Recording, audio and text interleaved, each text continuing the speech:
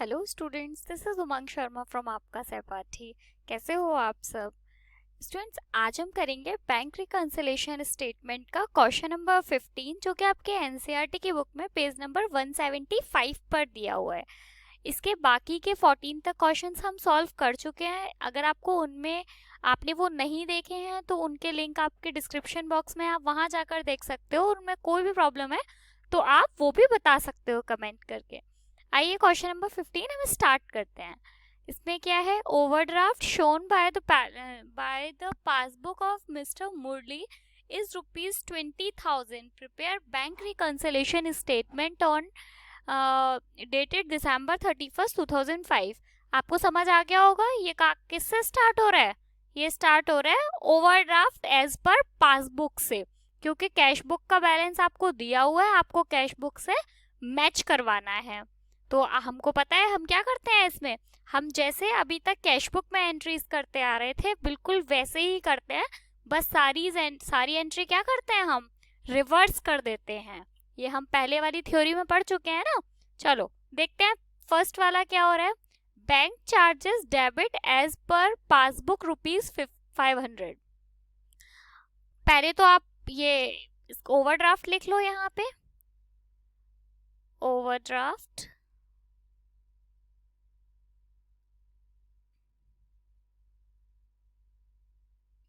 As per passbook का ही तो दिया हुआ है आपको।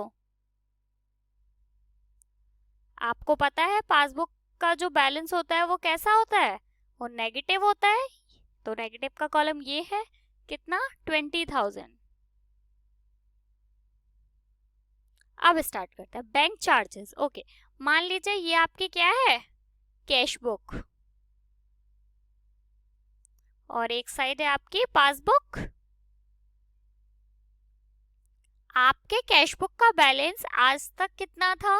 100। पासबुक का भी कितना था? 100। अभी तक तो दोनों मैच हो रही थी, लेकिन अब हुआ क्या कि बैंक ने आपसे कुछ चार्जेस लिए। अगर बैंक ने आपसे चार्जेस लिए हैं, देखो बैंक चार्जेस ही तो बोल रहा है, ने अगर चार्जेस लिए तो बैंक ने पासबुक में माइनस कर दिए होंगे। मान लो बैंक ने 50 रुपए चार्ज किए हैं, तो पासबुक का बैलेंस कितना हो गया?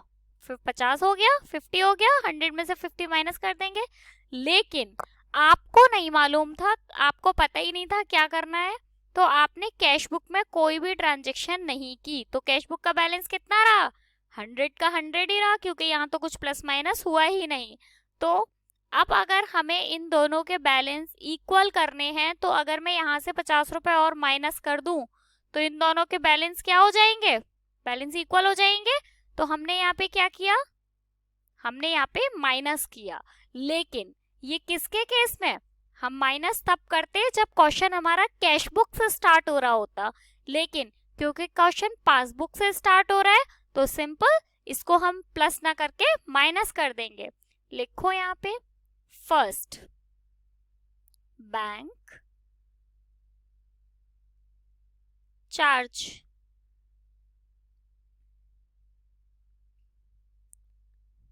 डेबिट। अब यहाँ आपने माइनस किया है, लेकिन हम यहाँ पे प्लस के कॉलम में लिख रहे हैं। क्यों लिख रहे हैं प्लस के कॉलम में, पता है ना आपको? क्योंकि क्वेश्चन किससे स्टार्ट हो रहा है? पासबुक से स्टार्ट हो रहा है। सेकंड वाला देखते हैं। Cheque recorded in the cash book but not send to the bank for collection ₹2500। Okay, बहुत सिंपल। एक साइड क्या ले लो, कैश बुक, एक साइड पासबुक। अब कैश बुक का बैलेंस मान लीजिए 100 और पासबुक का भी 100। अब बोल क्या रहे हैं कि आपने एक चेक लगाया जिसकी एंट्री किस में हो गई? कैश बुक में। आपके पास कोई कस्टमर आया, मान लीजिए उसने आपको 100 रुपए का एक चेक दिया, तो आपने आपके यहाँ 100 रुपए प्लस कर लिए होंगे। कोई कस्टमर पैसे देगा तो मैं मेरे यहाँ प्लस कर लूंगी ना, तो मैंने तो ये प्लस कर लिया। लेकिन पासबुक में क्या हुआ कि वो क्या हुआ, कलेक्शन नहीं हो पाया। मतलब पासबुक में कोई एंट्री नहीं हुई, बैंक ने कलेक्ट ही नहीं किया, तो पासबुक का बैलेंस कितना रहा? 100। अब इसका बैलेंस हो गया 200, इसका हो गया 100। बैलेंस बराबर करने के लिए यहाँ से 100 रुपए माइनस कर दूं तो बैलेंस बराबर हो जाएगा। इसका भी 100 हो गया और इसका भी 100 हो गया। अब हमने यहाँ पे क्या किया, माइनस, लेकिन क्योंकि हम जो हमारा क्वेश्चन किससे स्टार्ट हुआ है, पासबुक से, तो हम यहाँ पे क्या करें, प्लस ना माइनस ना करके हम यहाँ पे प्लस कर दें, सिंपल। तो लिखो check recorded in cash book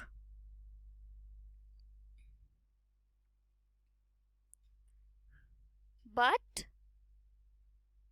not bank। यही तो हुआ है, कैश बुक में एंटर हो गया है लेकिन बैंक में नहीं हुआ। आपने यहाँ क्या किया, माइनस, लेकिन अब यहाँ पे क्या करो, प्लस करो, रिवर्स कर दो। सिंपल तरीका है ना, यही सबसे सिंपल तरीका है। इस तरीके से करो, कभी भी आपके बीआरएस में तो कोई गलती नहीं होगी, इसकी गारंटी है। नेक्स्ट देखते हैं, receive a payment directly from customer ₹4600। Okay, देखो ये आपकी कैश बुक, ये आपकी पासबुक।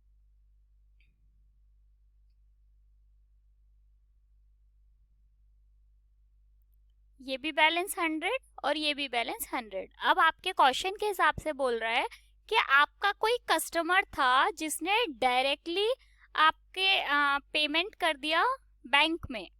कस्टमर आया, कस्टमर ने 50 रुपए का आपका बैठ रहा था, आपको उस पर पेमेंट करना था, उसने डायरेक्टली आपके अकाउंट में जमा करवा दिया। तो अमाउंट कितना हो गया पासबुक का, 150। लेकिन उसने आपको कैश तो दिया नहीं और आपको मालूम भी नहीं था, आपको पता ही नहीं था कि बैंक में पैसा आ गया है, तो आपने कोई भी एंट्री नहीं की। अब इसका बैलेंस कितना है, 150, और इसका कितना है, 100। हम किस में चेंज कर सकते हैं, केवल कैश बुक में, पासबुक में कोई चेंज नहीं कर सकते। क्यों नहीं कर सकते, क्योंकि पासबुक कौन मेंटेन करता है, बैंक। आप उसमें कैसे चेंज कर सकते हैं। तो अगर हमें इन दोनों का बैलेंस बराबर करना हो तो यहाँ पे 50 रुपए प्लस कर दें तो बैलेंस बराबर हो जाएगा, है ना। लेकिन यहाँ पे हमने क्या किया है, प्लस किया है। ये किसके हिसाब से, जब क्वेश्चन कैश बुक से स्टार्ट हो रहा होता। क्वेश्चन कहाँ से स्टार्ट हो रहा है, पासबुक से। सिंपल, आप इसे रिवर्स कर दो। आपने यहाँ प्लस किया है तो आप यहाँ पे माइनस कर दो, सिंपल है। एंट्री करो amount direct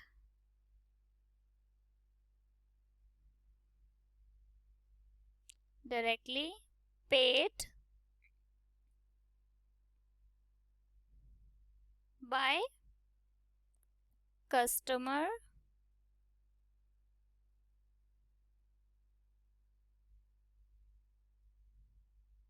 in the bank, in bank।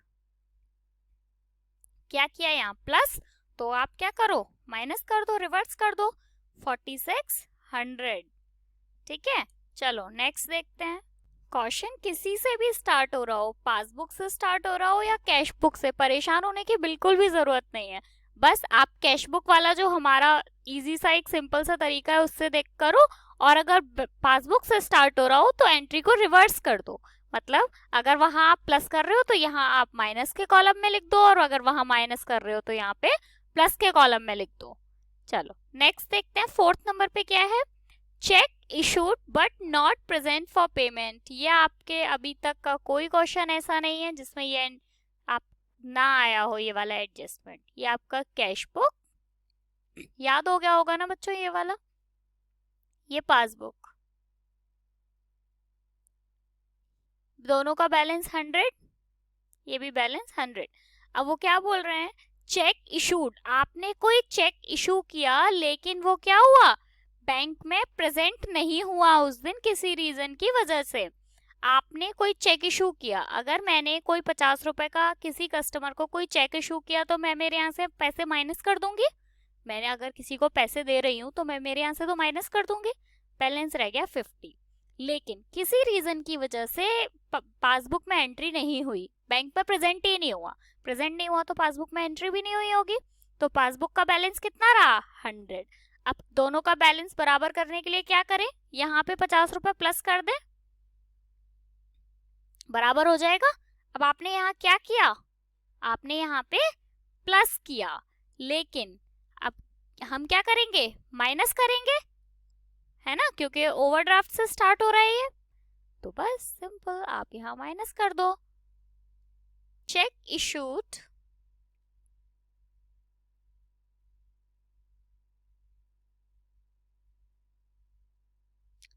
but not present for payment। Cheque issue तो कर दिया लेकिन पेमेंट के लिए प्रेजेंट नहीं हुआ। कितना, 6980, 6980। नेक्स्ट देखते हैं, interest credited by the bank ₹100। देखो ये आपकी कैश बुक, ये है हमारे पास पासबुक, दोनों का बैलेंस मान लीजिए 100 था। अब जब बैंक आपका पैसा बैंक में जमा करते हो तो बैंक आपको इंटरेस्ट देता है उस पे। मान लीजिए इस पैसे पर बैंक ने आपको 50 रुपए का इंटरेस्ट दिया, ठीक है, तो बैलेंस कितना हो गया, 150। लेकिन आपने अपनी कैश बुक में इस चीज की कोई एंट्री नहीं की, तो आपका बैलेंस कितना रहा, 100। अब क्या किया जाए दोनों को बराबर करने के लिए, अगर इधर 50 रुपए प्लस कर दें तो दोनों का बैलेंस बराबर हो जाएगा, 150 150। आपने यहाँ क्या किया है, प्लस किया है, लेकिन ये किसके हिसाब से, अगर क्वेश्चन कैश बुक से स्टार्ट हो रहा होता, क्योंकि क्वेश्चन पासबुक से स्टार्ट हुआ है, तो आप क्या करो, इसे रिवर्स कर दो, सिंपल लिखो 5th नंबर पे, इंटरेस्ट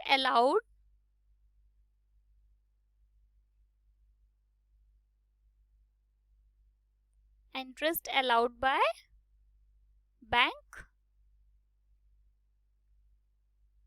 कितना, आपने क्या किया है यहाँ प्लस, लेकिन अब आप यहाँ क्या करोगे, माइनस कर दो। नेक्स्ट देखते हैं, LIC पेड बाय बैंक ₹2500। ये आपकी कैश बुक, ये है पासबुक। आपके क्वेश्चन के हिसाब से बोल रहे हैं कि आपने कोई LIC की पॉलिसी ले रखी थी जो बैंक ने आपके अकाउंट से ऑटोमेटिक वहां पे ट्रांसफर कर दी। मान लीजिए दोनों का बैलेंस कितना, 100। आपने कोई LIC की पॉलिसी ले रखी थी, आप उसमें हर महीने मान लो 10 रुपए देते थे, ठीक है, तो अब क्योंकि बैंक ने तो दे दिया, पासबुक में से माइनस कर दी, बचा कितना, 90। लेकिन आपको तो पता ही नहीं था, तो आपने क्या किया, कुछ भी नहीं किया आपने, तो बैलेंस आपका कैश बुक का रहा 100। अब क्या किया जाए बैलेंस बराबर करने के लिए, अगर इसमें से भी -10 कर दें तो बराबर हो जाएगा, हो गया बराबर। आपने यहाँ क्या किया, माइनस किया, लेकिन हम यहाँ क्या करेंगे, इसको रिवर्स कर देंगे। तो लिख दो यहाँ पे LIC paid by bank, minus किया है, आप प्लस कर दो, कितना, 2500। जो बच्चे परेशान रहते थे BRS की बहुत टफ है, अब समझ में आ रहा है, BRS बहुत सिंपल है, तरीका सही हो, BRS बहुत सिंपल है। हाँ, नेक्स्ट है cheque deposit with the bank but not collected ₹3500। Okay, ये आप मान लीजिए कैश बुक, ये है पासबुक। अब आपके क्वेश्चन में क्या बोल रहा है कि cheque deposit with the bank but not, आपने बैंक में चेक लगाया, देखो जैसे आपका बैलेंस था 100 और ये भी था 100। अब हुआ क्या कि आपके पास कोई कस्टमर आया और डायरेक्टली आपको एक चेक दे गया, कितने का, 100 रुपए का, तो आपने आप क्या किया, प्लस कर लिया।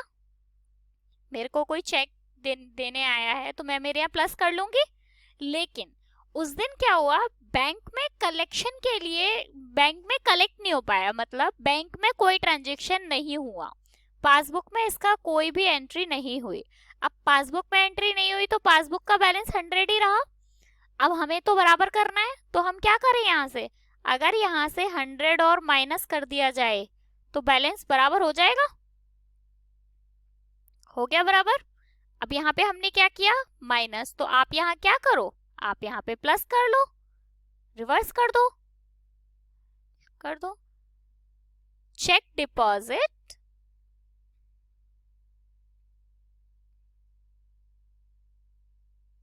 but not cleared। अब यहाँ पे क्या किया था, माइनस, लेकिन आप यहाँ क्या करोगे, प्लस 3500। समझ में आ गया। अब करते हैं क्या, टोटल लगाएंगे। अब टोटल आपको मालूम ही है, प्लस वाली साइड का एक साइड लगा लेते हैं, ये 500, फिर 2500, फिर 2500 अगेन, फिर 3500।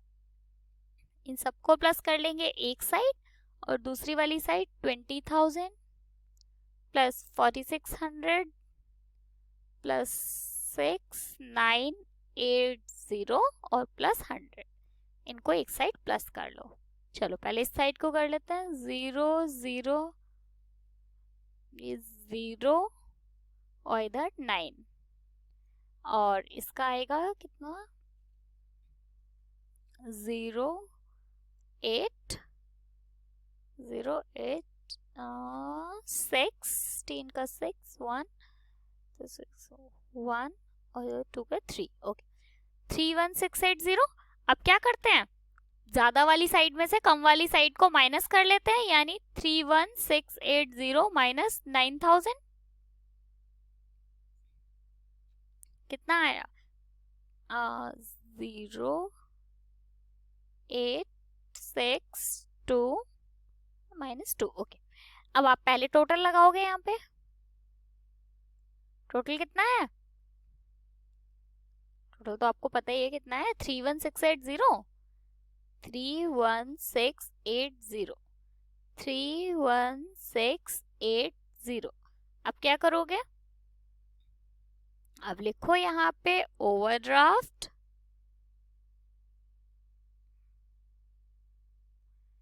As per passbook, sorry cash book, passbook तो हमने बनाई ही है, overdraft as per cash book.